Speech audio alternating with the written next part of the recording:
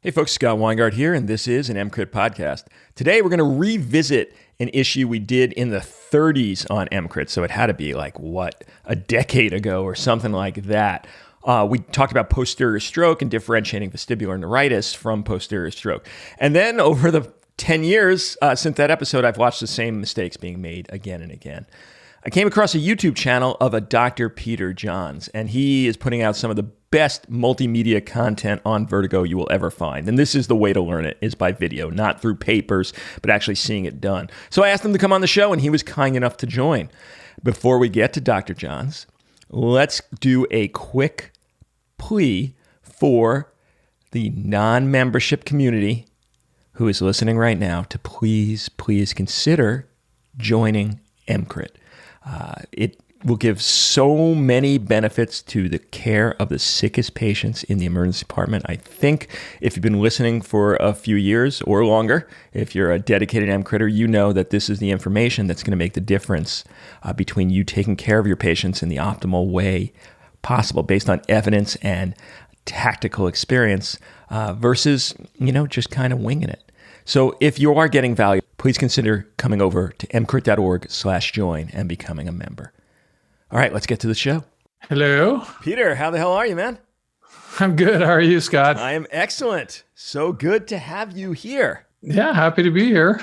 Absolutely. And, we will direct people to your YouTube channel because it is such a wealth of amazing information. But you're not just in the new media world. You are the author of the Tintinelli chapter, and you've published numerous articles about this. So you've really hit all aspects of teaching and education on Vertigo. You were kind enough to listen to the old episode we had on EMCrit on this. Is there any thoughts? Did I get anything horribly wrong? What do you think?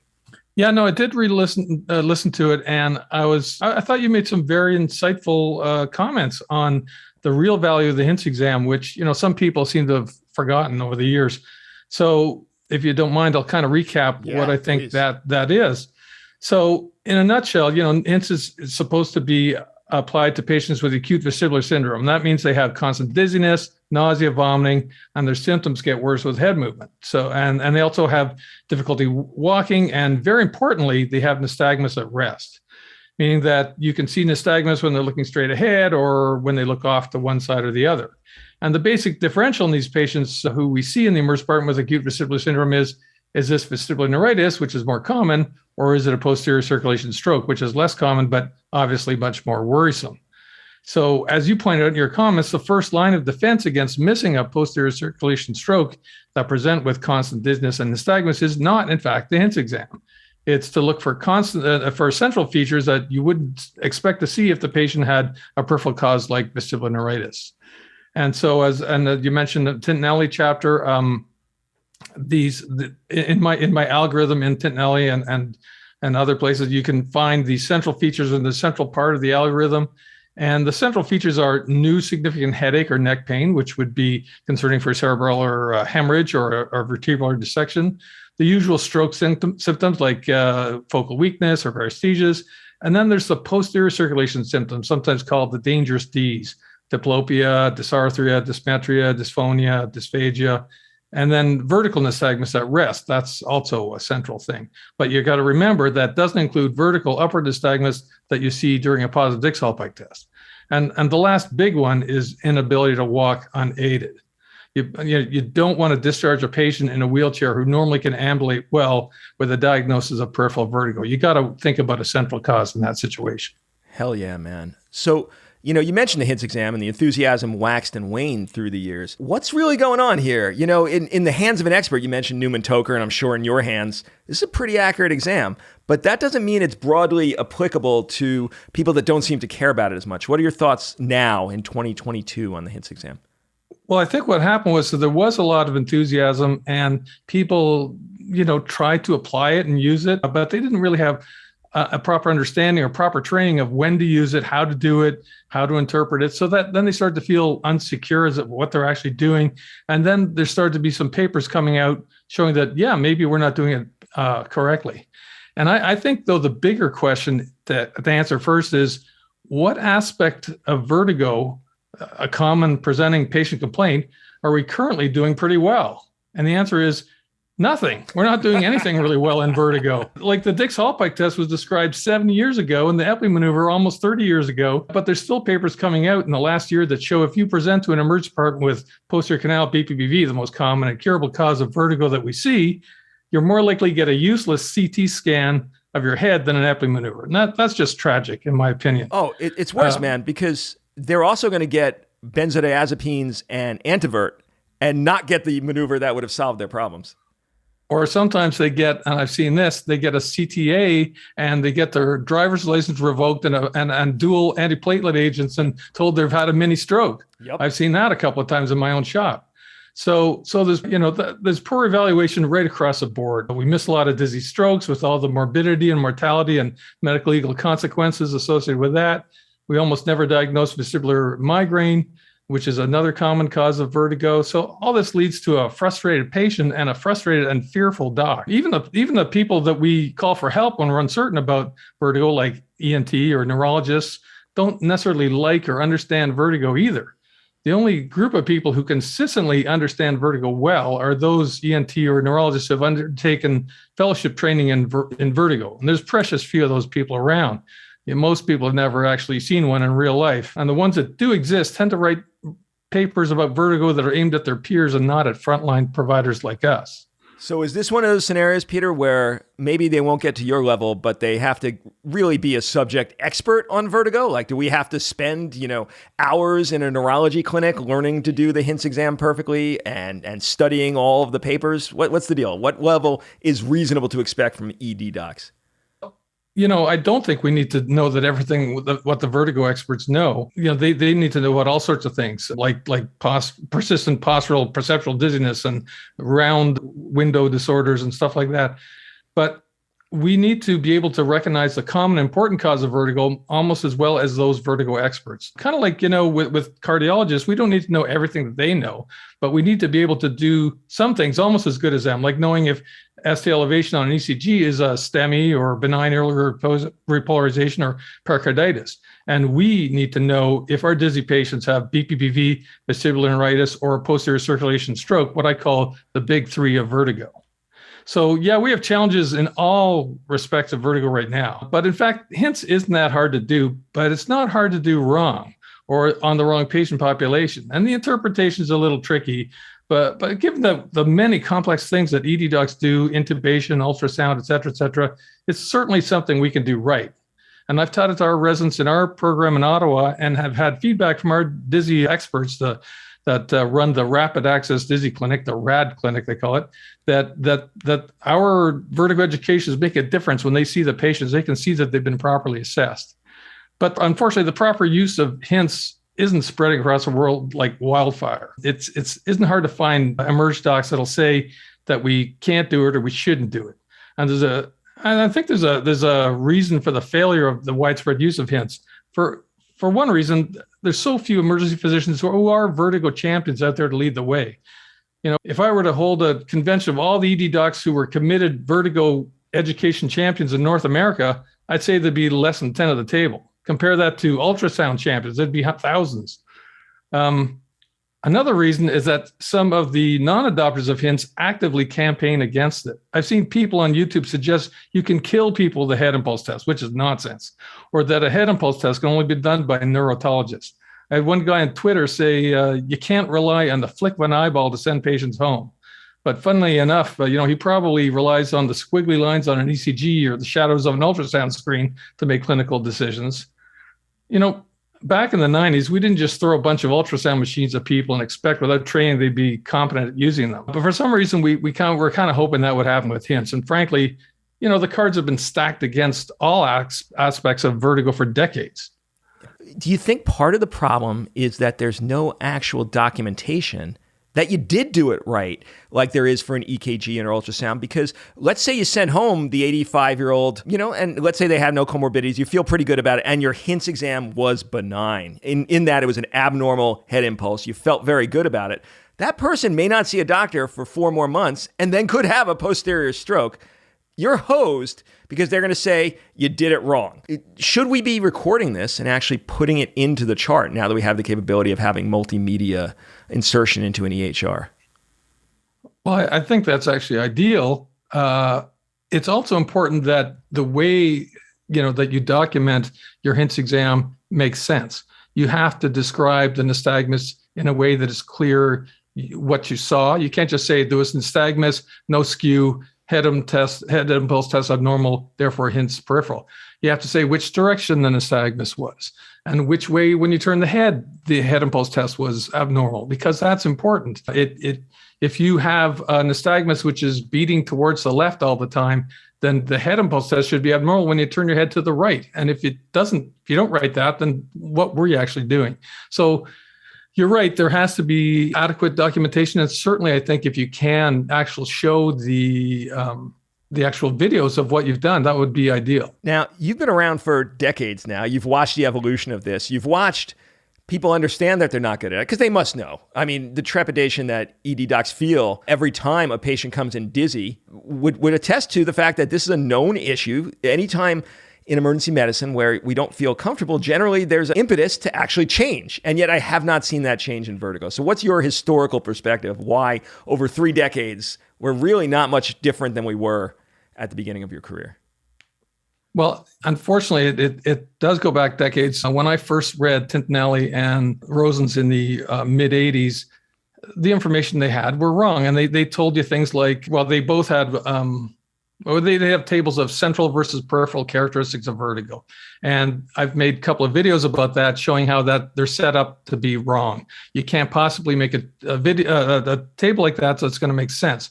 But they're still being taught today, and they seem like a very attractive thing. Just, here's does it look more like this side or more that side? Then you know what's wrong. But unfortunately, they don't work. So that's one thing. We still see that being passed around.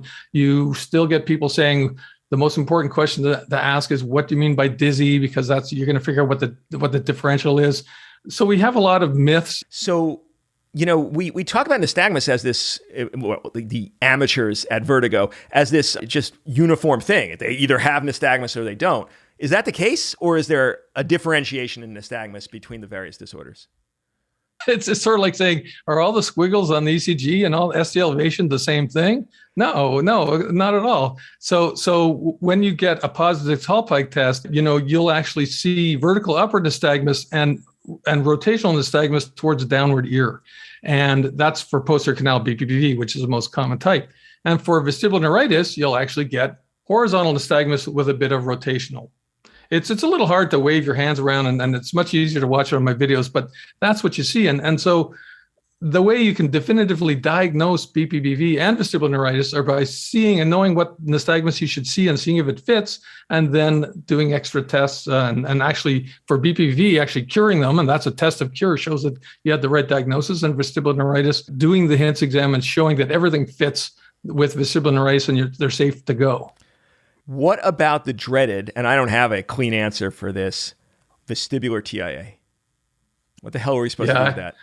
So some people, in particular, Jonathan Edlow, has really tried to emphasize that TIAs are common and that they present with isolated vertigo. And I made a video about that. And to spoiler alert, I don't think that they're commonly isolated. If you have somebody who has an episode of vertigo and it has something else like the diplopia or dysarthria or hemiplegia or whatever, and it goes away, that's clearly not vestibular neuritis, or it's not a vestibular migraine, or it's not BPPV. But if it is isolated vertigo, there are mimics. Like BPPV can look like a TIA to some people if they don't carefully ask about what they were doing when it came on. Vestibular migraine is way more common than TIA presenting with isolated vertigo, and we don't know how to diagnose that. And there is a diagnostic criteria, and once you learn how to make that diagnosis, it suddenly starts popping up all over the place.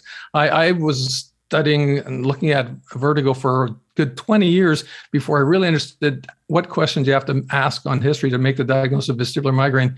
And once I did, it started showing up all over the place, like I mentioned. We'll refer people to your video on that, but could you give us a 1-minute synopsis of what those questions would sound like? The questions would be, how many episodes of dizziness have you ever had in your whole life? And if there's 5 or more, That's a possibility. It's a vestibular migraine. Next question: Do you get migraine headaches? And some people say, no, I don't get headaches at all. Well, do you ever get a headache where you have to lie down in a dark room? Well, not very often. And then eventually you figure out they do have migraines. So they have to have either an established history of migraines, or you establish a history of migraines. And then when you look at those 5 episodes that they've had in the past, and the funny thing is those episodes of dizziness, they could be 5 minutes or 3 days. So it can be right in the TIA sort of timeline, or it can look like BPPV because it's very short, or it can look even like acute vestibular syndrome because it's going on for 3 days. And then you have to ask those episodes of dizziness you've had in the past, do any of them, do you get a migraine headache before, during, or after it? And they'll say, oh, yeah, sometimes. What about lights bothering you or sounds bothering you before, during, after? Yes, sometimes. And what about visual symptoms like blurring or funny little lines? Or okay, sometimes. And then you'll say, okay, so if all those episodes you've had in the past of dizzy spells, did half of them have one of those things like a headache or lights bothering or visual problems, or less than half? And if they say more than half, that's how you make the diagnosis of vestibular migraine. And you'd be surprised how many people it'll turn out, oh, yeah, I get that. The lights bother me. I want to go lie down in a dark room. And the dizziness can be very positional. It can sound just like BPPV. And so, but if you do a Dix-Hallpike test or a supine roll test, you will not see the characteristic nystagmus of BPPV. So you should be able to tease that out too. If you have a patient who has true intermittent vertiginous symptoms, as in when you're not messing with them, they are absolutely fine, do we need any further workup for posterior stroke in those patients at all? I mean, we're going to do other maneuvers to potentially give a curative pathway to a BPPV diagnosis, but can we stop worrying about those patients? I think that you're mostly safe. If they're a high-risk patient, and they're on uncontrolled AFib and they're not on anticoagulants or something, sure. But it depends on a couple of things. How many episodes have they had? When they've had multiple episodes over a long period of time of isolated vertigo only, the chance that it's going to be TIA is very small. If they have a lot of risk factors, maybe you're going to need to work them up. And if they have almost no risk factors, maybe you don't. And exactly the answer for that is nobody really knows. I asked David Newman-Toker this a few years ago, and his answer was nobody really knows the answer yet. And that's still the case. But high risk people with isolated vertigo, maybe you're going to work them up. Low risk, maybe not. Look for the mimics, look for BPPV, look for vestibular migraine, and then look to see, is it truly isolated vertigo or not? Ask of all those central features that I talked about earlier. And if they're all negative and they're low risk patients and it's just isolated vertigo and there's been a few episodes, I'm not sure I would do anything further. Okay, well, let me ask you the converse on that. And I think I already know your answer based on what you just said, but I think it's worth getting out there. You have an 85-year-old diabetic vasculopath with AFib, comes in, and their HINTS exam and all of the worrisome features completely benign. Is there anything that's going to stop that patient from getting neurology consult or MRI? Because that is a high-risk patient now. So they have nystagmus. They have and it's nystagmus, a peripheral, they and have all the consistent hints. nystagmus, but the HINTS plus is entirely benign, as in they have abnormal head impulse testing and the test of skew and vertical deviation. They're fine. Is that patient still going in your hands? Because they have every high-risk feature you can name. If you name it, they have it. Are they still going to previous stroke? Yep, exactly. Yeah. Yeah, well, the answer is I would send them home. If I clearly see an abnormal head impulse test, but I've seen a lot of abnormal head impulse tests. And I feel confident that I could rule it out with a really good HINTS exam. I don't see that scenario very often. So if you wanted to play it safe and refer those people, I don't think that we're going to bankrupt the system doing that. So if you want to play it safe, I have no problem with that. But have I sent home people with previous strokes with a peripheral HINTS exam? I have. Right. Absolutely. Tell me about the timing and triggers methodology. This is one that John Edlow has been pushing pretty hard to counter a lot of the myths out there. What do you think about this? Well, Jonathan Edlow, he's a very excellent educator. He knows everything about vertigo, and we agree mostly everything that he says I agree with. but there's some things that we look at differently. I'm a pragmatist. I realize that practicing ED docs, their heads are already filled with vertigo misinformation. They have very limited bandwidth to learn new things. His paper, Times and Triggers, is 24 pages long, has 5 tables, 2 algorithms, no videos. And I feel like trying to teach vertigo without videos is like trying to teach how to ride a bicycle with an infographic. He considers one of the pearls of his approach to the introduction of the concept of spontaneous versus triggered episodic vestibular syndromes.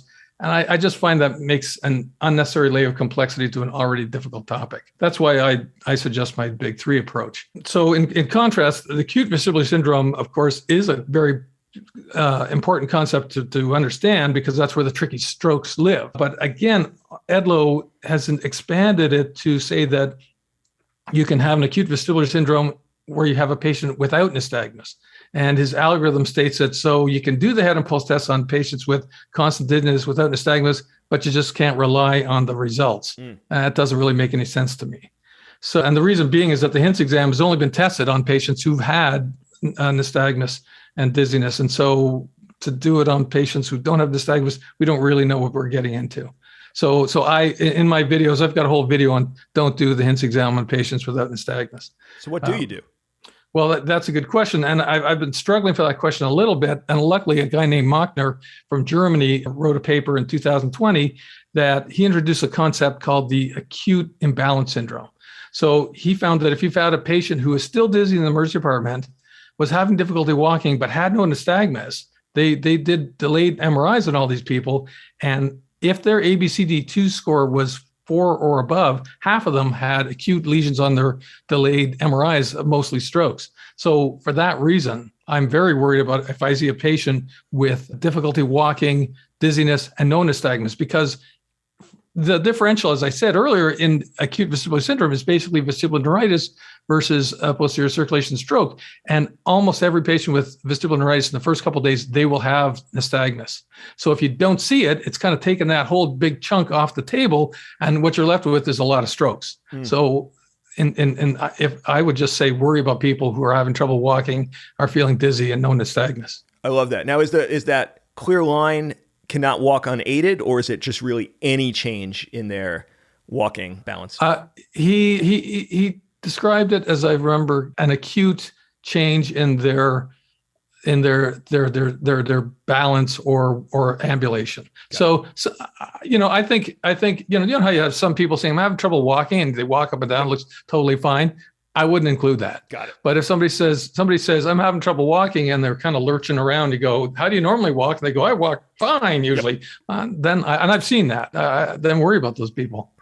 You know, the new thing that's been introduced recently, though it might have come out a lot longer, but I haven't heard about it until the past couple of years, is HINTS Plus. Could you talk about that a little bit?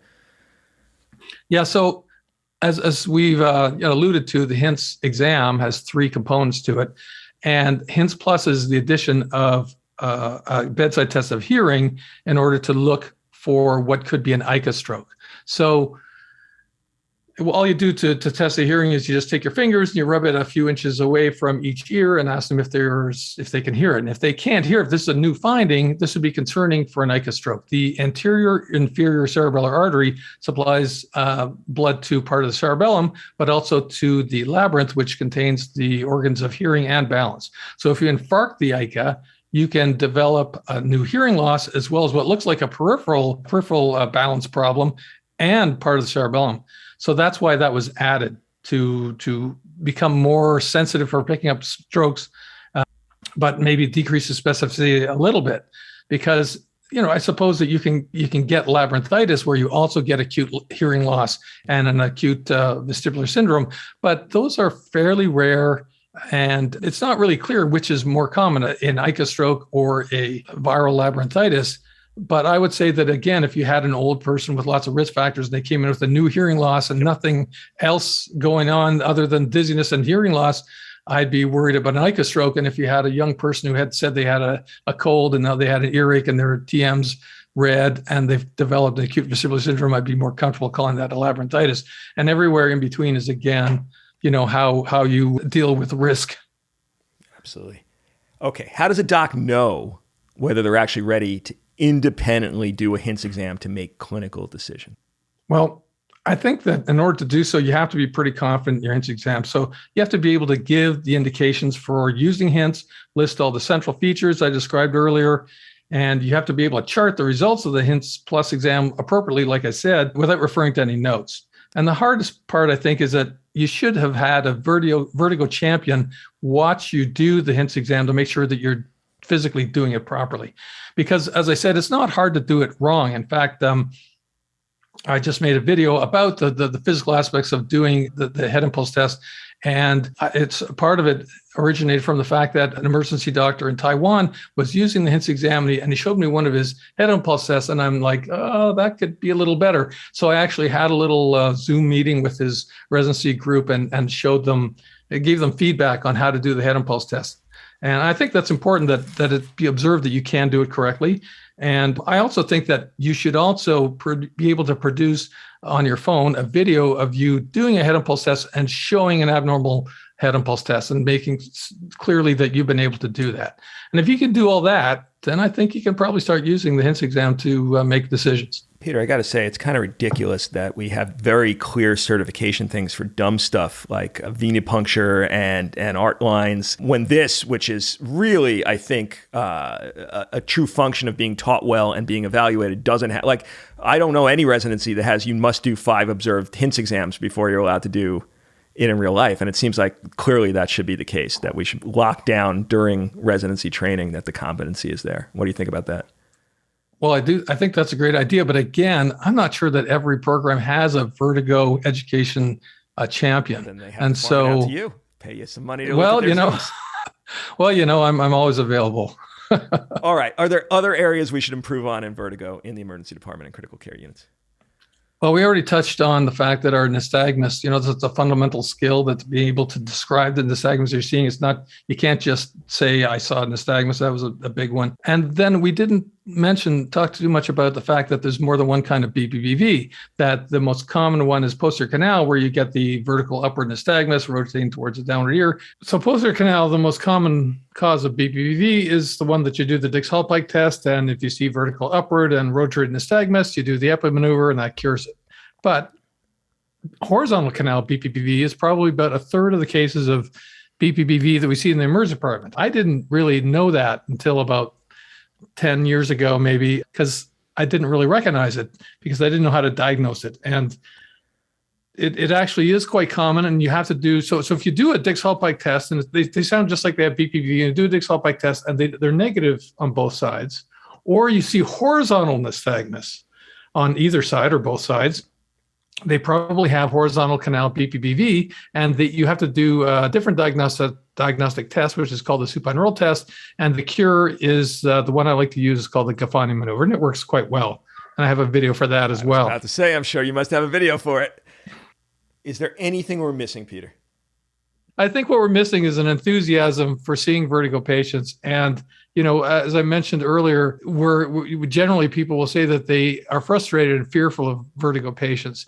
And so what we have to do is make them feel rewarded and happy to see them. And the way you do that is to get them to know how to diagnose BPPV and cure them, because it's fun and easy, and then teach them how to screen for central features and do the hints exam so you can confidently send home the vestibular neuritis patients. And I think you'll have people who are now happy to see vertigo patients and can become vertigo champions. And it just won't be me and 3 other people, trying to lead the way. Peter, I can't thank you enough. This was absolutely wonderful. Well, it was my pleasure, Scott.